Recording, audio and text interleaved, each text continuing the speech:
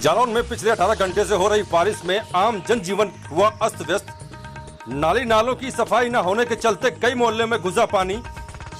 लोगों के घरों में पानी भरने से आम जन परेशान। लोगों ने वीडियो बनाकर सोशल मीडिया पर किया वायरल। जनपद जालौन के कस्बा कालपी का है मामला। बड़ी खबर हम आपको बता रहे हैं, जहां पर पिछले 18 घंटे से हो रही बारिश में मोहल्ले में आम जनजीवन, लोगों के घरों में पानी भरने से आम जन परेशान। लोगों ने वीडियो बनाकर सोशल मीडिया पर किया वायरल।